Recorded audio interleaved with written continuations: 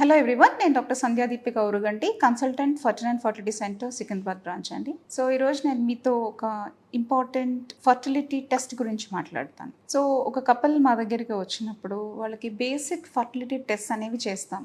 అందులో ముఖ్యంగా 3 టెస్ట్లు ఉంటాయి. ఒకటి ఫీమేల్కి అల్ట్రాసౌండ్ చేయడము, 2 ట్యూబల్ టెస్ట్, 3 మేల్కి సెమెన్ అనాలిసిస్. సో ఈ 3 టెస్ట్లు అనేవి బేసిక్ ఇన్ఫర్టిలిటీ టెస్ట్ అనమాట. సో ఒక కపుల్ 1 year వరకు ట్రై చేశారు ప్రెగ్నెన్సీ కోసం, కన్సీవ్ అవ్వలేదు అంటే ఫస్ట్ అసెస్మెంట్లో ఈ 3 బేసిక్ టెస్ట్ అనేవి చేయాల్సి ఉంటుంది. సో అందులో వెరీ ఇంపార్టెంట్ టెస్ట్ అనేది ట్యూబల్ పేటెన్సీ టెస్ట్. అంటే ఫెల్లోపియన్ ట్యూబ్స్ కరెక్ట్గా ఉన్నాయా లేదా అని చెక్ చేసే టెస్ట్. అసలు ఈ ఫెల్లోపియన్ ట్యూబ్స్ అంటే ఏంటి, అవి ఎందుకు ఇంపార్టెంట్ ఈ ఫర్టిలిటీ ట్రీట్మెంట్లో అనేది మనం తెలుసుకుందాం. సో ఫెల్లోపియన్ ట్యూబ్స్ అనేవి 2 ట్యూబ్స్ అనమాట, యూట్రస్కి పక్కగా అతుక్కొని ఉంటాయి అన్నమాట. సో ఇవి ఏం చేస్తాయి అంటే నార్మల్గా every month 14th 15th day egg release అయినప్పుడు ఈ ఎగ్ని ఈ ట్యూబ్ అనేది పిక్ చేసుకుంటుంది. సో ఈ ట్యూబ్ అని పిక్ చేసుకుని ఈ ట్యూబ్లో ఎగ్ వెయిట్ చేస్తుంది. అదే సమయంలో భార్యాభర్త కలిసినప్పుడు స్పర్మ్ ఇలా ట్రావెల్ చేసి వెజైనా ద్వారా ఇలా యూట్రస్లోకి వచ్చి యూట్రస్ నుంచి ట్యూబ్ ద్వారా ఇలా ట్యూబ్లోకి స్పర్మ్ వస్తుంది. ఇక్కడ చాలా important part of reproductive thing జరుగుతుంది అనమాట. అది ఫర్టిలైజేషన్. అంటే ఎగ్ స్పర్మ్ కలిసేది ఈ ట్యూబ్లో.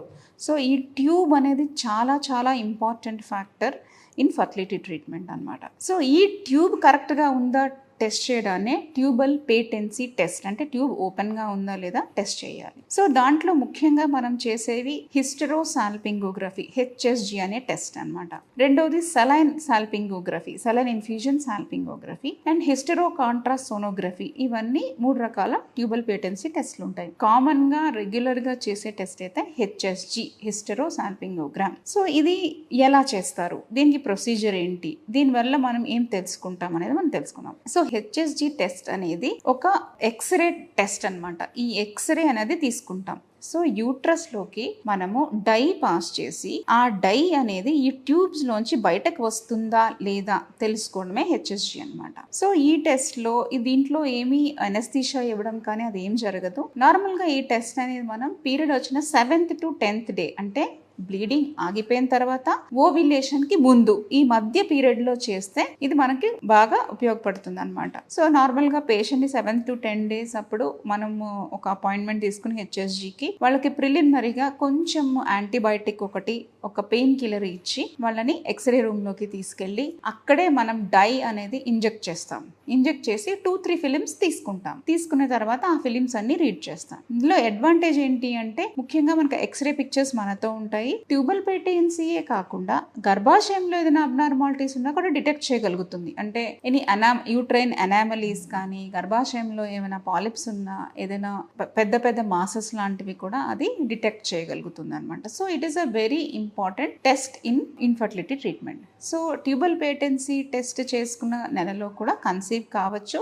ఎందుకు అంటే మనం ఓవ్యులేషన్కి ముందే టెస్ట్ చేస్తాం కాబట్టి usually it doesn't effect. So ఈ టెస్ట్ ఎవరెవరికి చెయ్యకూడదు అంటే ఎక్యూట్ ఇన్ఫెక్షన్స్ ఉన్న వాళ్ళు, ఎక్యూట్ PIDs అంటాం, అలాంటి వాళ్ళలో చేయకూడదు. ట్యూబర్క్లోసిస్ డిటెక్ట్ అయి ఉన్న వాళ్ళలో ఈ టెస్ట్ అనేది మనం చేయకూడదు. అండ్ ఇంకోటి ఏంటి, ఓవ్యులేషన్ తర్వాత కూడా ఈ టెస్ట్ అనేది చేయకూడదు. ఎందుకు అంటే ఇది ప్రెగ్నెన్సీని డిస్టర్బ్ చేస్తుంది అనమాట. సో ఈ HSG టెస్ట్ యూజువల్గా ప్రెగ్నెన్సీ టైంలో మనం అవాయిడ్ చేయాలి. సో మనం నెక్స్ట్ ఈ టెస్ట్ వల్ల ఏంటి ప్రాబ్లమ్స్ ఏంటి అంటే, ఈ టెస్ట్ యూజువల్గా కొంచెం పెయిన్ఫుల్గా ఉంటుంది, అందుకని ప్రీ మెడికేషన్స్ అనేవి తీసుకోవాల్సి ఉంటుంది. సో ఇది కాకుండా వేరే రకాల టెస్ట్ ఏంటి అంటే సెలైన్ ఇన్ఫ్యూజన్ సోనోగ్రఫీ. అది ఏంటి అంటే ఇలాగే మనం డై పాస్ చేసే బదులు సెలైన్ పాస్ చేసి అల్ట్రాసౌండ్లో స్పిల్ ఉందా లేదా అనేది చూస్తామన్నమాట. సో ఇది కామన్గా ఫర్టిలిటీ సెంటర్స్లో SIS అనేది చేస్తారు. అలా కాకుండా హిస్టెరో కాంట్రాస్ట్ సోనోగ్రఫీ అంటే ఒక డై కూడా పాస్ చేసి అది మనం ట్యూబ్లో ఎలా పాస్ అవుతుందో అల్ట్రాసౌండ్ ద్వారా చూస్తామన్నమాట. సో దీన్ని హిస్టెరో కాంట్రాస్ట్ సోనోగ్రఫీ అంటారు. సో ఇవి ఒకవేళ వీటన్నిటిలో ట్యూబ్స్ 2 పేటెంట్గా ఉన్నాయి అంటే the chances of natural conception కానీ, IUI ద్వారా ట్రీట్మెంట్ తీసుకుంటే ప్రెగ్నెన్సీ వచ్చే ఛాన్స్ కానీ మంచిగా ఉంటుంది. ఒకవేళ ఒక ట్యూబ్ క్లోజ్ ఉంది అనుకోండి, ఒక ట్యూబ్ క్లోజ్ ఉన్నా కూడా ఇంకొక ట్యూబ్ ఓపెన్ ఉంటే there is a good chance of pregnancy అనమాట.